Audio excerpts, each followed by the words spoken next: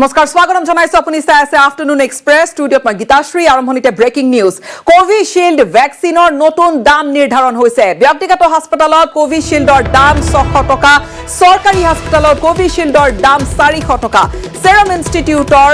Corona vaccine হৈছে Covishield 50% vaccine সৰকাৰক দিব লাগিব প্ৰতিষ্ঠানসমূহে ইতিমধ্যে এই বিষয়ে স্পষ্ট কৰি দিয়া হৈছে নিৰ্দেশনা দিয়া হৈছে কিন্তু 50% সৰকাৰ আৰু হাস্পতালত বিক্ৰী কৰিব পাৰিব 50% সৰকাৰক আৰু বাকিখিনি তেওঁলোকে ৰাজ্য সৰকাৰক বিক্ৰী কৰিব পাৰিব পোনপটীয়াকৈ আৰু ব্যক্তিগত হাস্পতালত তেওঁলোকে বিক্ৰী কৰিব পাৰিব ইফালে দাম নিৰ্ধাৰণ কৰি দিয়া হৈছে কোভিশিল্ডৰ Serum Institute of India ji vaccine he vaccine hoise Covishield vaccine or notun dam nirdharon hoise jihetu 1 May pora 18 bochor urdhor hokolu byaktike টিকাকৰণ কৰা হ'ব সেই পদ্ধতি আৰম্ভ হ'ব ফেজ 3 ভ্যাকচিনেশন আৰম্ভ হ'ব ব্যক্তিগত হাস্পতালত উপলব্ধ হ'ব কোভিশিল্ড 600 টকাকৈ প্ৰতি ডোজত আৰু সৰকাৰি হাস্পতালত কোভিশিল্ডৰ দাম 400 টকা সেৰাম ইনষ্টিটিউটৰ কৰোনা ভ্যাকচিন হৈছে কোভিশিল্ড আৰু 50% ভ্যাকচিন অৱশ্যে সৰকাৰক দিব লাগিব প্ৰতিষ্ঠানসমূহে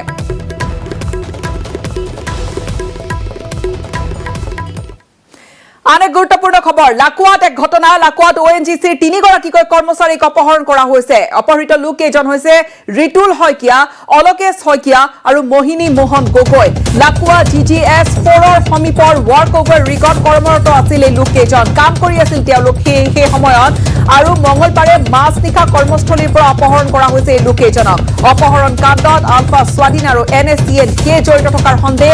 ওএনজিসিৰ এখন এম্বুলেন্সেৰে আহি অস্ত্ৰধাৰী দলটোৱে অপহৰণ কৰিছে এই কৰ্মচাৰী তিনিওজনক অসম নাগালেণ্ড সীমান্তৰ নিমনাগৰ ঘন জংঘলত উদ্ধাৰ কৰা হৈছে এম্বুলেন্সখন আৰু এম্বুলেন্সখনৰ ভিতৰত উদ্ধাৰ কৰা হৈছে খালি কাটিজোৰ টুইট যোগে কথা সদৰি কৰিছে ওএনজিসি কৰ্তৃপক্ষই স্থানীয় আৰক্ষী থানাত ইতিমধ্যে এজাহাৰ দাখিল কৰিছে ওএনজিসি কৰ্তৃপক্ষ ইতিমধ্যে ঘটনাস্থলীত শীৰ্ষ আৰক্ষী বিষয়া উপস্থিত হৈ আৰম্ভ কৰিছে তদন্ত অপহৃত ৰিতুল হয়কিয়া অলকেশ হয়কিয়াৰ ঘৰ হৈছে যোৰহাটত মোহিনী মোহন গগৈৰ ঘৰ হৈছে ডিমৌত মোহিনী মোহন গগৈ ওএনজিসিৰ জুনিয়ৰ টেকনিচিয়ান বুলি জানিব পৰা গৈছে অলকেশ হয়কিয়া ওএনজিসিৰ junior engineering assistant Ritul Hoikia হৈছে ওএনজিসিৰ জুনিয়ৰ টেকনিচিয়ান উল্লেখযোগ্য যে কুইপৰ 2 কৰ্মচাৰী প্ৰণৱ গগৈ আৰু ৰাম কুমাৰক আলফা স্বাধীনে অপহৰণৰ চাঞ্চল্য মাৰনো যাওঁতে পুনৰ ওএনজিসিৰ 3 গৰাকীকৈ কৰ্মচাৰীক অপহৰণ কৰা ঘটনা আতংকিত কৰি তুলিছে কিন্তু বিষয়া কৰ্মচাৰীসকলক গাং হৰুৱালি পদুমণি ইয়াৰে এজন ওএনজিসিত কৰ্মৰত যুৱক তেখেতক যোৱা নিশা অপহৰণ কৰিছে লাকুৱাৰ পৰা লাকুৱা জিজিএস নম্বৰ 8ত তেখেতে চাকৰি কৰি আছিল বুলি কৈছে কৰ্মৰত অৱস্থাৰ পৰাই তেখেতক কোনোবা অচিনাক্ত দুৰ্বৃত্তই মানে অপহৰণ কৰিছে লগত আৰু দুজন বুলি খবৰ পাই আমি লগে লগে ইয়াত আহিলোঁ তেখেতৰ ঘৰৰ লগত আমি যোগাযোগ কৰিছোঁ আৰু তেখেতৰ ঘৰৰ লগত যোগাযোগ কৰি আমি সকলোবিলাক অভাৱ দিছোঁ যে তেখেতলোকক জনাইছোঁ ইমান চিন্তা কৰিব নালাগে এইবিলাক আমাৰ ঊৰ্ধ্বতম কৰ্তৃপক্ষই সকলো লগত যোগাযোগ কৰিছে উদ্ধাৰ কাৰ্য চলাই আছে কেনেকৈ ধৰণৰ ভাল হয় সেইখিনি তেওঁলোকক হ'ব আৰু আমি যি খবৰ পাওঁ তেওঁলোকক জনাম আৰু এই বিষয়লৈ তেখেতলোকে মানে বেছি চিন্তা কৰিব নালাগে এতিয়া বৰ্তমান কি খবৰ আহে আমি সকলোবিলাক খবৰ তেখেতলোকক জনাই থাকিম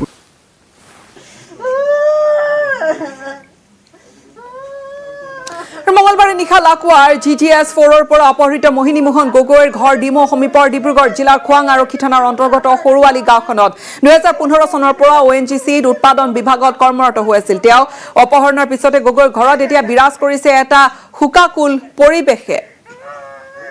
পৰিয়ালৰ লোক যথেষ্ট চিন্তিত পৰিয়ালৰ লোকসকল দেখা গৈছে কান্দোনত ভাগি পৰিছে অপহৰণ কাণ্ডৰ খবৰ পোৱা মাত্ৰকে মঙ্গলবাৰৰ ঘটনা মঙ্গলবাৰে নিশাই ঘটনা সংঘটিত হৈছে আৰু মঙ্গলবাৰে নিশা লাকুৱাৰ জিজিএস 4 ৰ পৰা অপহৃত মোহিনী মোহন গগৈৰ তেওঁলোকৰ সেই অপহৰণৰ ঘটনা পৰিয়ালৰ লোকে গম পোৱাৰ পিছতে হাহাকাৰ লাগিছে পৰিয়ালৰ লোকৰ মাজত ঘৰ হৈছে মোহিনী মোহন গগৈ ডিমৌৰ সমীপৰ ডিব্ৰুগড় জিলাৰ খোৱাং আৰক্ষী থানাৰ অন্তৰ্গত সৰুৱালি গাঁওখনত গাঁওবাসী যথেষ্ট চিন্তিত অঞ্চলবাসী যথেষ্ট চিন্তিত 2015 চনৰ পৰা ওএনজিসিত উৎপাদন বিভাগত কৰ্মৰত আছিল তেওঁ আৰু অপহৰণৰ পিছতে এতিয়া গগৈৰ ঘৰত বিৰাজ কৰিছে এটা হুকাকুল পৰিৱেশে মই ৰাতিপুৱা বোৱাৰীজনী সেই তাতে থাকে 1GC কলনীতে থাকে তাহাঁতে মানে ফোন কৰিলে মা বোলে হেৰি মোহিনী বোলে আজি অপহৰণ কৰিলে নহয় তাক বোলে আলফাই লৈ গ'ল নেকি যোনে অপহৰণ কৰক মুঠতে মোৰ ল'ৰাটো হৈ ভালকৈ পঠিয়াই আকৌ যেনেকৈ ঘূৰাই দিওঁ আৰু মোৰ ল'ৰা কোনো হেৰি কৰা ল'ৰা নহয় ইমান ঠাণ্ডা মাণ্ডা ল'ৰাটো কেনেকৈ যে কি কাৰণে মনিলে মই সেইটো নাজানো আমি ৰাতিপুৱা গম পাওঁ যে ক'লে বোলে দাদাক বোলে কিডনেপ কৰিলে তাৰপিছত সবিশেষ গম নাপাওঁ মই এটা অনুৰোধ জনাম যে যিসকলে কিডনেপ কৰিছে দাদাক যাতে ঘূৰাই দিয়ে এখন এম্বুলেন্সত অপহৰণ কৰা হৈছিল এম্বুলেন্সখন পৰিত্যক্ত অৱস্থাত উদ্ধাৰ কৰা হৈছে আৰু এই ঘটনাৰ পিছতে যথেষ্ট এটা পৰিৱেশৰ সৃষ্টি হৈছে হাহাকাৰ লাগিছে পৰিয়ালৰ লোকৰ মাজত ONGCৰ 3 কৰ্মচাৰীক আলফা স্বাধীনে অপহৰণ কৰাৰ সন্দেহ কৰি শীঘ্ৰে মুকলি কৰি দিবলৈ পৰেশ বৰুৱালৈ আহ্বান জনাইছে অপহৃতৰ পৰিয়ালে মই হাতযোৰ কৰিছোঁ আমাৰ দাদাক অতি সোনকালে মানে মুক্তি দিব লাগে কাৰণ তেখেত এজন আমাৰ অসমীয়া খিলঞ্জীয়া ভূমিপুত্ৰ যিহেতু অসমীয়া মানে হৈ পেলাই অসমৰ নিজৰ জেগাত চলোৱা জেগাত কৰ্মৰত অৱস্থাত তেখেতক উঠাই লৈ গৈছে অতি সোনকালে পৰেশবাক হাতযোৰ কৰিছোঁ তেখেতে অসমীয়া হিচাপে তেখেতৰ মানে কৰণীয় ONGCৰ লগত কি আছে আমি কি বুজা পৰা কৰক কাৰণ আমাৰ ঋতুদা খুব সোনকালে আমাক লাগে সুহৰিয়ে ল'ৰাটো মানে যেনে তেনে দুখীয়া মানুহৰ ঘৰৰ ল'ৰা কৰি মেলি খাই আছিলে তেওঁৰ মাকো এতিয়া অসুস্থ বৰ্তমান ল'ৰাটো অতি সোনকালে এৰি দিব বুলি আমি আৰু কামনা কৰোঁ গাঁওবাসী হিচাপে বহুত দৰিদ্ৰ পৰিয়ালৰ ল'ৰা যেনে তেনে চাকৰি এটা কৰি পৰিয়ালটো পোহপাল দি আছে কোম্পানীৰ লগত তেওঁলোকে কথা পাতক এই সৰ্বসাধাৰণ মানুহক অপহৰণ কৰি কি পাব বাৰু মই ৰাতিপুৱা টিভিতে খবৰটো পাইছোঁ আগতে একো খবৰ নাপাওঁ ONGCৰ একো জনোৱা নাই ঘৰৰ পৰা সি পৰহি ৰাতিপুৱা গৈছিলে পৰহি তাৰ জেনেৰেল শ্বিফ্ট আছিলে কালি তাৰ নাইট শ্বিফ্ট আছিলে নাইট শ্বিফ্টৰ ৰাতিপুৱা পুৱতি নিশা এইবিলাক কাম হৈছে বুলি খবৰ পাইছোঁ তো একো মই খা খবৰ পোৱা নাই তেনেকুৱা ধৰণৰ আৰু ফোন কৰিছিলোঁ তালৈ ছুইচ অফ পাইছোঁ ন একো নাজানো সেইবিলাক মোলৈ কোনো ইনফৰ্মেশ্যন দিয়া নাই 3টা ল'ৰাকে নিছে অকল সিয়ে নহয় 3টা ল'ৰাক কাম কৰি থকা অৱস্থাত তাৰপৰা লৈ গৈছে সি যোৱা বছৰ আগষ্ট নাই গম নাপাওঁ কোনে কি নিছে ডিউটি শেষ কৰি আজি অহা কথা আছিলে কালি খবৰটো তেনেকৈ ৰাতি পাইছোঁ এতিয়া একো নিউজ পোৱা নাই নেক্সট কি কৰিব লাগে এতিয়া তাকে জনালে ভাল তাকে এৰি দিয়ক অতি সোনকালে এৰি দিয়ক আৰু ভাল পাম আপুনি বাহিৰলৈ আহিলে মাস্ক নিপিন্ধিলে ভৰিব লাগিব 1000 টকাৰ জৰিমনা লগতে ৰাজহুৱা স্থানত থু পেলালেও ভৰিব লাগিব 1000 টকাৰ জৰিমনা কৰোনা সংক্ৰমণ ৰোধৰ বাবে ৰাজ্য চৰকাৰে লৈছে কঠোৰ সিদ্ধান্ত লৈছে কঠোৰ পদক্ষেপ প্ৰশাসন যথেষ্ট কঠোৰ হৈছে ৰাজ্যৰ কৰোনা সংক্ৰমণ ক্ৰমাৎ উদ্বেগজনকভাৱে হৈছে পৰিস্থিতি উদ্বেগজনক আৰু সংক্ৰমণৰ ঘটনা যথেষ্ট বৃদ্ধি পোৱাত মুখ্য সচিব আৰু আৰক্ষী সঞ্চালক প্ৰধানে এক সংবাদমেল যোগে এই কথা ঘোষণা কৰিছে স্পষ্টকৈ দিছে নিৰ্দেশনা কৰোনা সংক্ৰমণ ৰোধৰ বাবে আন কেইবাটিও নীতি নিৰ্দেশনা বান্ধি দিছে প্ৰশাসনে সেই অনুসৰি মঙলবাৰৰে পৰা সন্ধিয়া 6 বজাৰ পৰা পুৱা 7 বজালৈ সকলো দোকান পোহাৰ বজাৰ সমাৰ বন্ধ কৰিছে প্ৰশাসনে 30 এপ্ৰিললৈ বাহাল থাকিব এই নিৰ্দেশনা অৱশ্যে 7 দিনৰ পিছত পৰিস্থিতি পৰ্যালোচনা কৰি পুনৰ লোৱা হ'ব সিদ্ধান্ত ইয়াৰ লগতে অনুষ্ঠান প্ৰতিষ্ঠান বিয়া সভা শিক্ষা অনুষ্ঠান পৰিবহনৰ ক্ষেত্ৰতো কেইবাটিও নীতি নিৰ্দেশনা বান্ধি দিছে প্ৰশাসনে আৰু এই মুহূৰ্তত আন এক ঘোষণা সন্ধিয়া 6 বজাৰ পিছত বন্ধ থাকিব ৰেষ্টুৰাঁ অৱশ্যে হোটেল খোলা থাকিব হোটেলৰ সৈতে সংলগ্ন ৰেষ্টুৰাঁও 6 বজাৰ পিছত খোলা থাকিব অৱশ্যে হোটেলত থকা লোকেহে সেইখন ৰেষ্টুৰেণ্টত খাদ্য গ্ৰহণ কৰিব পাৰিব ৰাজ্যৰ মুখ্য সচিব জিষ্ণু বৰুৱাই এই কথা স্পষ্ট কৰি লগতে কৈছে যে বাহিৰত থকা ৰেষ্টুৰাঁত বহি খাব নোৱাৰিব খাদ্য ৰেষ্টুৰাঁৰ পৰা খাদ্য লৈ যাব পাৰিব গ্ৰাহকে ৰেষ্টুৰাঁ মানে যিবোৰ হোটেলৰ ভিতৰত আছে ডাঙৰ হোটেলৰ ভিতৰত সেইখিনি চলি থাকিব তেওঁলোকৰ নিজৰ এমপ্লয় কি কয় ৰেজিডেণ্ট ক্লায়েণ্টছ আছে গেষ্ট আছে সেইবোৰতো চলি থাকিব এতিয়া আমি 10 দিনৰ কাৰণে বন্ধ কৰিছোঁ ৰেষ্টুৰাঁ মানে 6টা বজাৰ পিছত তাৰপিছত যদি 3 দিনৰ ভিতৰত দেখোঁ যে অকণ কমি গৈছে তেতিয়া আকৌ আমি এইটো ৰেষ্ট্ৰিকশ্যনটো আঁতৰাই দিম টেক ৱে হ'ব আৰু টেক ৱে ফেচিলিটিছটো মানুহে ব্যৱহাৰ কৰিব পাৰে হোটেলবিলাকেও কৰিব পাৰে ৰেষ্টুৰাঁ কৰিব পাৰে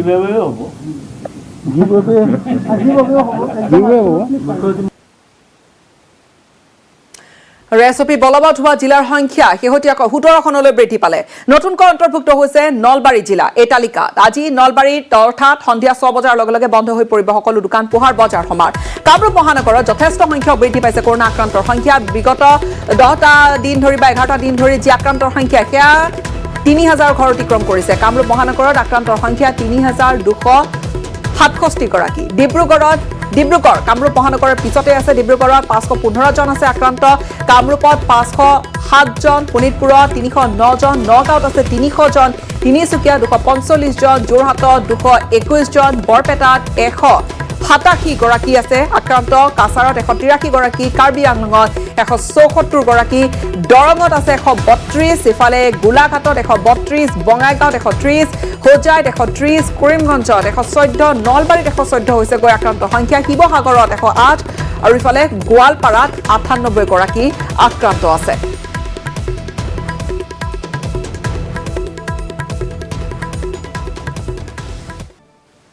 স্বাগতম জনাইছো, আপুনি চাই আছে আফটাৰনুন এক্সপ্ৰেছ। ধোঁৱাচাঙত উঠিল সামাজিক দূৰত্ব। গহপুৰৰ অসামৰিক চিকিৎসালয়ৰ দৃশ্য দেখুৱাম। অসামৰিক চিকিৎসালয়ত কোভিড চেণ্টাৰত কোভিড ভেকচিন ল'বলৈ অহা ব্যক্তিয়ে মনা নাই কোনো ধৰণৰ সামাজিক দূৰত্ব। ভিৰ লাগিছে, সকলোৱে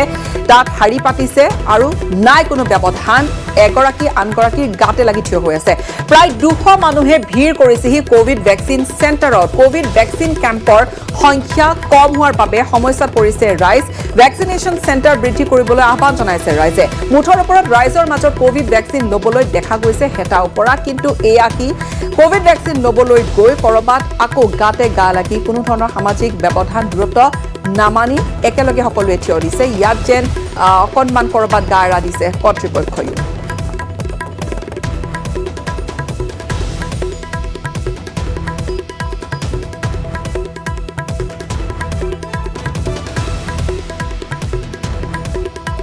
আৰু এই সন্দৰ্ভত এক প্ৰতিবেদন আগবঢ়াম আমাৰ সাংবাদিক পলাশ ফুকনৰ। ভেকচিন ল'বলৈ অহা 45 বছৰ ঊৰ্ধৰ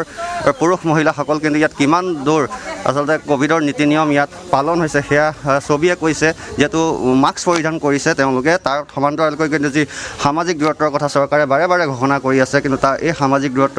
এই ভেকচিন চেণ্টাৰটোত আমি দেখিবলৈ পোৱা নাই। হেতা ওপৰা লগাইছে ভেকচিন ল'বলৈ, কোনো সামাজিক দূৰত্ব নাই। আৰু এনেদৰে ক'ভিড প্ৰট'কল কিমানখিনি আচলতে পালন হৈছে এয়া আমাৰ নিউজ 18ৰ দৰ্শকসকলে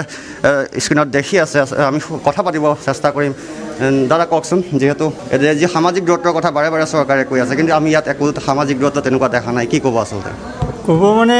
এতিয়া আমাৰ জনসাধাৰণে ভাবিছে মই বেজি লওঁ, তেখেতে ভাবিছে মই বেজি লওঁ, এনেধৰণে হেঁচা টপাকৈ বেজিটো ল'বলৈ যত্ন কৰি আহিছে। এতিয়া ইয়াত কেপাচিটি কিমান আছে,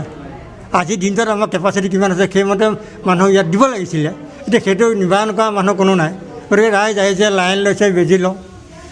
আগত লওঁ এনেকুৱা। গতিকে ইয়াততো কোনো উপায় নাই, এতিয়া কাক কোনে কি কৰিব, সেইকাৰণে এনেকুৱা অৱস্থা হৈছে। এনে পৰিৱেশৰ পৰা কিন্তু ভয়ংকৰ বিপদ হোৱাৰ আশংকা কৰিব পাৰি, কি ক'ব? চবেই বুজি আছে। সেইটো হয়, সেইটো চবেই জানে, কিন্তু জানে যদিও এতিয়া কি হৈছে, ইয়াত লাইন পতাখিনি লাইন পাতি আছেনে, মাজতে কেইজনমান এতিয়া 50জনমান আহিল তেনেকৈ। গতিকে মানুহখিনি কি কৈছে, আমি আগৰ পৰা লাইন পাতি আছোঁ, গতিকে আমি পাব লাগে, সেইটো কাৰণে এনেকুৱা এটা হৈছে। এই মাজে মাজে আমি এতিয়া প্ৰটেকশ্যন দিবলৈ বাধ্য হৈছোঁ যে এই লাইন পতাখিনি লাইন পাতি থাকিব। আমাৰ এতিয়া 2 ঘণ্টা পাৰ হ'ল,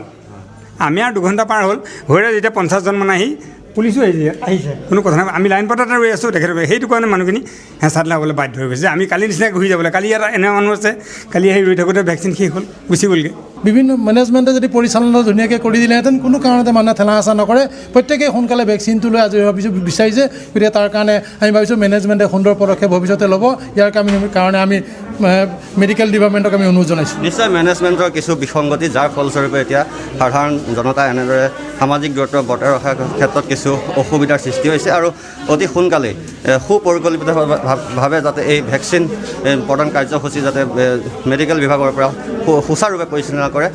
তাৰ আমি দৃষ্টিগোচৰ কৰিলোঁ।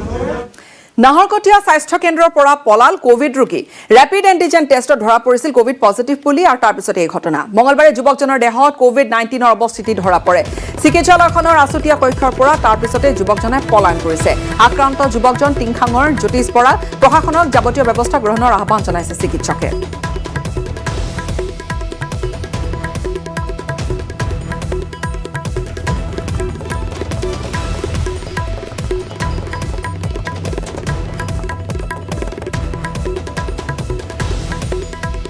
মই সকলো ৰাইজকে অনুৰোধ কৰিব বিচাৰিছোঁ যাতে এনেদৰে যদি আপোনালোকে কেনেবাকৈ পজিটিভ হয়, গতিকে আপোনালোকে এনেকৈ পেনিক নহৈ আমাৰ লগত সহযোগ কৰক। আমি স্বাস্থ্য বিভাগে সকলোখিনি আপোনালোকক যিমান পাৰোঁ সহায় কৰি আহিছোঁ আৰু কৰি থাকিম। গতিকে আপোনালোকে এই ক্ষেত্ৰত এনেকৈ পলাই থাকি যে এই অসুখটোৰ পৰা আমি হাত সাৰি থাকিম তেনেকৈ ভবাটো বহুত ভুল হৈছে আৰু এনেকৈ থাকি আপুনি নিজকে কেতিয়াও হাত সাৰিব নোৱাৰে আৰু সমাজখনকো কোনো ধৰণে সুস্থ এটা পৰিৱেশ দিব নোৱাৰে গতিকে মই আপোনালোকক অনুৰোধ কৰিছোঁ যাতে আপোনালোকে এনেদৰে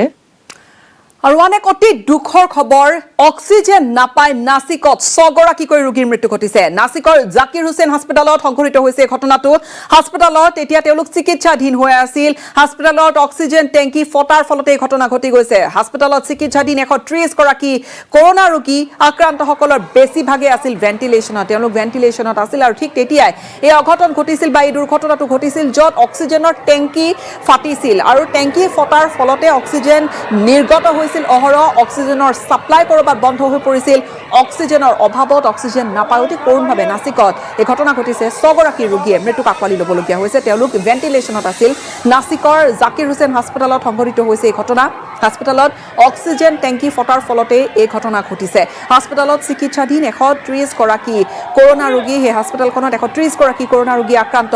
তেওঁলোক চিকিৎসাধীন হৈ আছিল আক্ৰান্তসকলৰ বেছিভাগে ভেন্টিলেশনত আছিল কিন্তু হঠাৎ ঘটিলে অঘটন এই দুৰ্ঘটনাৰ ফলতে 6 গৰাকীৰ মৃত্যু ঘটিছে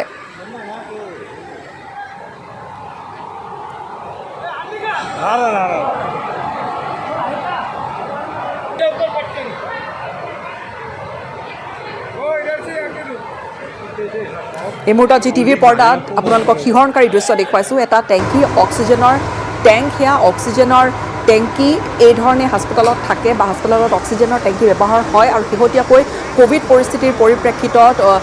দ্বিতীয়টো ঢৌৰ গ্ৰাসত যেতিয়া দেশ পৰিছে অক্সিজেনৰ যথেষ্ট নাটনি হৈছে সমগ্ৰ দেশতে আৰু প্ৰত্যেক হাস্পতালে যিহেতু অক্সিজেনৰ শ্বাস প্ৰশ্বাসত অসুবিধাৰ সন্মুখীন হোৱা ৰোগীসকলক অক্সিজেন প্ৰদান কৰা হৈছে এই যিখন হাস্পতালত এই দুৰ্ঘটনা ঘটিছিল এই হাস্পতালখনত তাত 130 গৰাকী কোভিড ৰোগী চিকিৎসাধীন হৈ আছিল তেওঁলোকৰ অধিকাংশই ভেন্টিলেশনত আছিল আৰু তেনে ৰোগী 6 গৰাকীৰ মৃত্যু ঘটিছে 6 গৰাকীয়ে মৃত্যুক আঁকোৱালি লৈছে নাছিকৰ এই অতি কৰুণ ঘটনা চিকিৎসাধীন অৱস্থাত অক্সিজেনৰ অভাৱত যেহেতু অক্সিজেনৰ টেংকি ফুটিছিল বা টেংকিত ফাট মেলিছিল অক্সিজেন লিক হৈছিল অক্সিজেনৰ নাটনি হৈছিল অক্সিজেন নাপায় নাছিকত এই 6 ৰোগীৰ মৃত্যু ঘটিছে নাছিকৰ জাকিৰ হুছেইন হাস্পতালৰ দৃশ্য ইয়া জাকিৰ হুছেইন হাস্পতালৰ কেওফালে এই বগা ধোৱা সন্ত্ৰী এটা পৰিৱেশৰ সৃষ্টি হৈছে অক্সিজেন নিৰ্গত হৈছে আৰু প্ৰায় 30 মিনিট মান সময় ধৰি এই ধৰণে এটা পৰিৱেশ তাত আছিল নাছিকৰ জাকিৰ হুছেইন হাস্পতালত এই ঘটনাৰ ফলতে যথেষ্ট এক ভয়ানক পৰিৱেশৰ সৃষ্টি হৈছিল ৰোগীসকলৰ মাজত ৰোগীসকলৰ আত্মীয়ৰ মাজত আৰু হাস্পতালত অক্সিজেনৰ টেংকি ফটাৰ বাবে এই ঘটনা হাস্পতালত চিকিৎসাধীন 130 গৰাকী কৰোনা ৰোগী আক্ৰান্তসকলৰ বেছিভাগে ভেন্টিলেশনত আছিল আৰু এই মুহূৰ্তত এই ঘটনাই কিন্তু সকলোকে চিন্তিত কৰি তুলিছে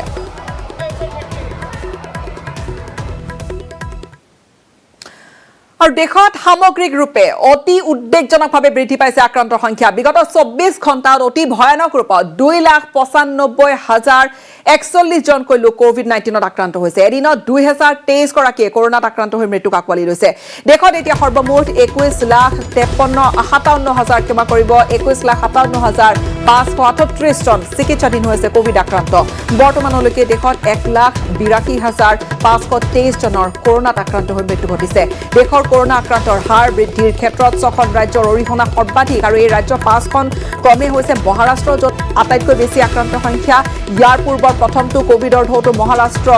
শীৰ্ষত আছিল এই তালিকাৰ আক্ৰান্তৰ তালিকাৰ শীৰ্ষত আছিল মহাৰাষ্ট্ৰ এইবেলিও 5খন ৰাজ্য ক্ৰমে মহাৰাষ্ট্ৰ তাৰপিছত উত্তৰ প্ৰদেশত যথেষ্ট ভয়ানক হাৰত কোভিড ৰোগীৰ সংখ্যা বাঢ়িছে মহাৰাষ্ট্ৰ উত্তৰ প্ৰদেশ কৰ্ণাটক ছত্তীশগড় কেৰালা আৰু দিল্লী মহাৰাষ্ট্ৰত 6,85,552 গৰাকী চিকিৎসাধীন হৈ আছে উত্তৰ প্ৰদেশত 2,23,544 গৰাকী চিকিৎসাধীন হৈ আছে কৰ্ণাটকত চিকিৎসাধীন লোকৰ সংখ্যা আক্ৰান্তৰ সংখ্যা 1,59,177 জন ছত্তীশগড়ত 1,25,688 জন আৰু কেৰালাত 1,18,996 গৰাকী চিকিৎসাধীন হৈ আছে দিল্লীত আক্ৰান্তৰ সংখ্যা 85,000 ঘৰ চুইছেগৈ 85,575 জন চিকিৎসাধীন হৈ আছে দিল্লীত